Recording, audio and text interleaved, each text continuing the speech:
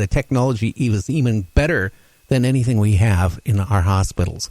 And, that's what's scary. And if it's happening in those countries, I know darn well it's happening in our country. It's being suppressed when they find a corpse that's been mutilated. Right, or they try to find some alternative explanation for it. The one that was found near Sao Paulo in Brazil in 1988, when the information was finally leaked in 1994, I believe it was an internal leak from their own government, from that own department. Apparently someone within the department thought this should finally be made public. And by the way, the photographs of the mutilation of that person's body are available online, and they're the original photos from the coroner's report. So if anyone doubts what happens to people, I mean, this guy had his pancreas removed, his stomach removed, his intestines removed. And I mean, they either had cauterized the wound so he didn't bleed, but there was no blood found in his body, so apparently they were siphoning out that too. And again, this is while he was alive and apparently conscious, and he died from the stress of the torture. So not only are they not doing this to us, but they're not even being kind about it, not even being humane in any sense of the word. So whatever these creatures are, they're not human because they're not humane. Oh, no. And, once you saw one of these type of pictures, it makes you really open your eyes up that something is going on and it's being covered up. I don't know if you know who Mary Joyce is. She runs in North Carolina a reporting center for Bigfoot, UFOs, and she has a web. It's been on forever on the internet, and you can go there and research all this stuff. But she claims that she had an ex-government official even come to her years ago and tell her at one of the underground bases in North Carolina that they are, aliens working with our government, sharing technology. But she said what she got the information was, what this person said is, you don't want to meet one of these aliens because they like humans. They like humans? They love humans. What, dinner? Yeah, they're cannibals. They like humans as literally meant that they found us quite edible, huh? Yeah, that's what she claims, and what she was told by this government official, that they're cannibals and they do love humans, and that they're sharing technology with our military in exchange, maybe to go out and satisfy their hunger. I have no idea. Well, whatever it is, they seem to have carte blanche. Either our government can't stop them from what they're doing, or our government has given them a tacit approval to go ahead and do it, but to try to keep it under wraps so that we don't panic and run around like chickens with their head cut off, or the government is not able to stop them and or is in collusion with them in exchange for technology. Those are probably the most likely scenarios. I also think that our government probably is in collusion with them to a certain degree. If you cover up incidents like this, that's a form of collusion right there. Oh, it is. And let's look at it. Military, look what they did during all these criminals from Japan and Germany from World War II. They brought them over here, gave them new identity, let them, escape from having, the rope put around their neck and dropped because they wanted their technology that they were developing. The same way here, right. Our military, our scientists from Germany, yes, they brought them over, and a lot of those were considered war criminals for what they had developed, the V-1 and V-2 rockets, the so-called buzz bombs that were wreaking such havoc in London and England. So, but no, they were never prosecuted because we had a greater good, a higher calling for them to build rockets for us. Oh, yeah, and we gave them American citizenship for exchange for what they did for us. But that tells you right there what the military and our government would do for information, to advancement in technology. And maybe, on the other hand, if there is UFOs and if they are aliens visiting our planet, then we certainly, honestly, I don't think we could defend ourselves against them. I really don't. So therefore, I think, the government would kind of butter up to them, to, stay on their good side. Maybe I am totally wrong. Well, I think the government is hand in glove with them to some degree, at least.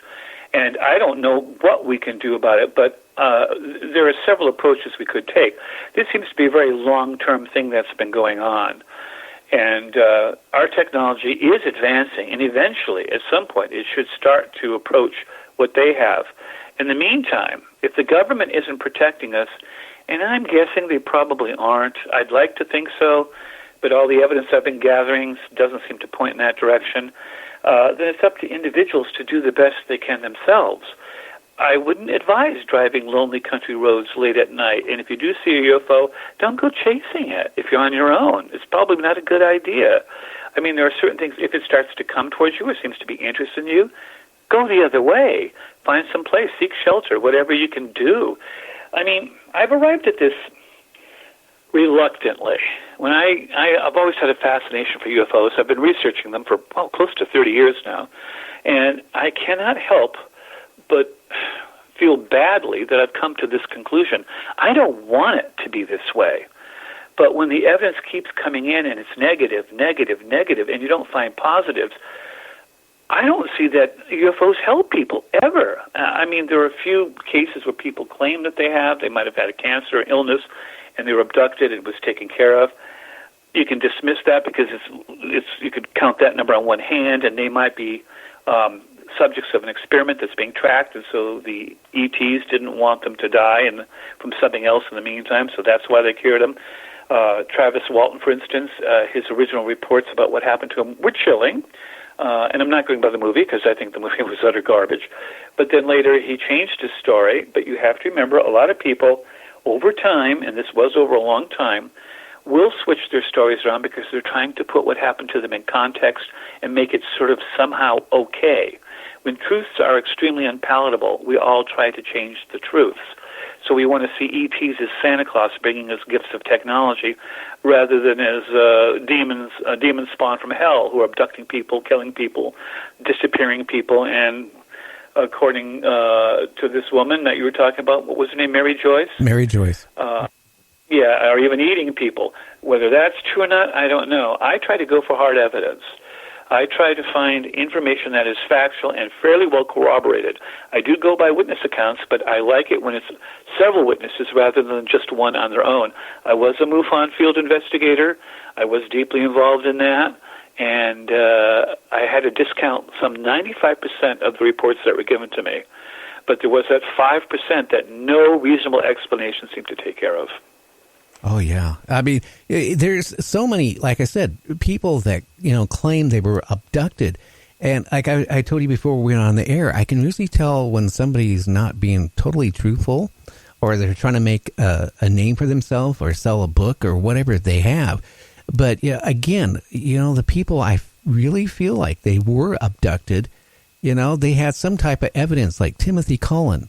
Was implanted. Dr. Roger Lear found the implant and removed it.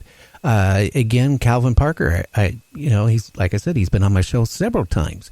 On the last time I had him on the show, he kind of brought out more information than he did the other two times, that he felt they were evil and that they weren't here to serve mankind. And that's the part when you start hearing the other part, like they're evil. They're not here to benefit mankind in any way. That's when your mind starts wondering what is really going on and what is actually being covered up.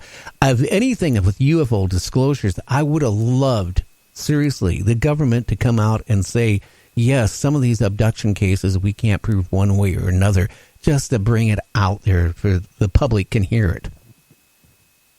Well, there's two things I could say about the idea of abductions. One is an incredible number of people claim to have them. My own brother claims to have missing time. He has a scoop mark on him. A gentleman that called me last night after another radio show I did sent me photos of his scoop mark. I had a astronomer up in Upper New York State sent me photos of his scoop mark.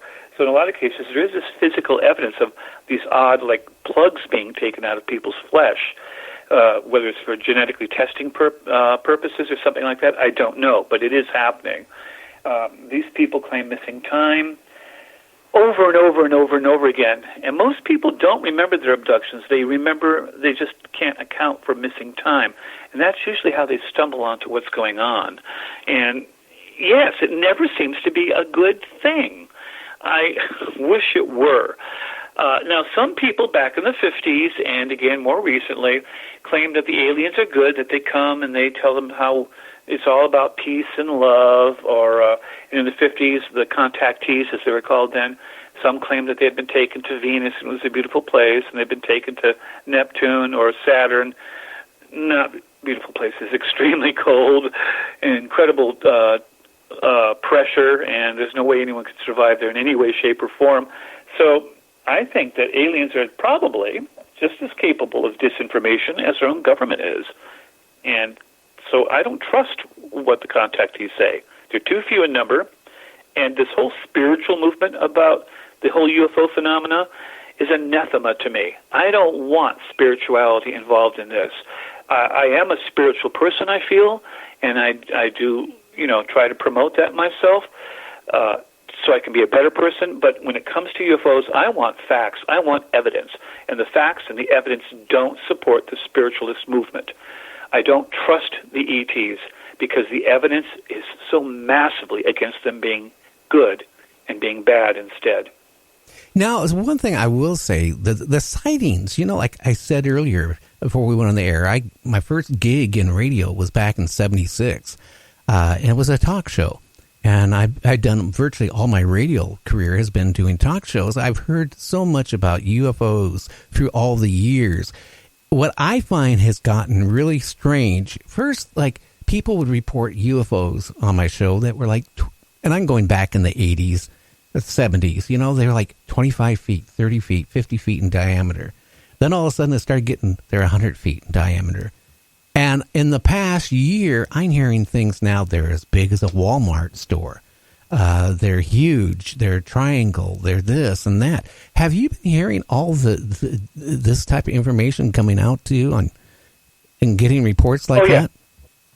Absolutely. The original ones that we saw were flying crescents and were led by a flying saucer. That was the first big sighting that hit the media here in this country. But we've had sightings way back before that. We've had sightings back in the late 1800s and mid-1800s where they talked about seeing cylinders and giant airships. Well, now, if you lived in the 1800s, there were no planes. So the only thing that was around at the time were dirigibles or air balloons. So you're going to tend to equate it. You're going to use the term of the time, which was the airship. And so people did. But back in the times of Alexander the Great, they reported flying silver shields. Well, they didn't have saucers, cups and saucers at that time the way we do now. So they didn't call them flying saucers. They related it to something they did know, silver shields. They look like a silver shield, round shield. So it's in the context of the times. But we have seen huge UFOs, and they seem to be able to cloak. There was one over Paris, a commercial airline jet saw it, the pilot saw it, reported it. He said this thing was monstrous, it was over the city of Paris, and as he watched it, it simply faded from view. It didn't just blink out, it seemed to fade from view, just sort of faded out. There was also the same thing over the English Channel. 2 huge ships were seen there. And this was by 2 commercial jets, and they talked to the ground control. And at first they didn't see it on radar, and then they did see it on radar. And then these things just sort of faded out. So this happens a lot. And if you ever use night vision goggles and stare up at the night sky, like with cameras or binoculars, you see some pretty strange stuff, including triangles and things. So, yes, there seems to be, we know for a fact there's more sightings now than there were years ago. They thought they would go down after the end of the Cold War with the Soviet Union because it was basically Cold War hysteria causing people to see these things. It didn't go down. It went up. And our sightings now are getting more and more constant, and we're getting more and more video.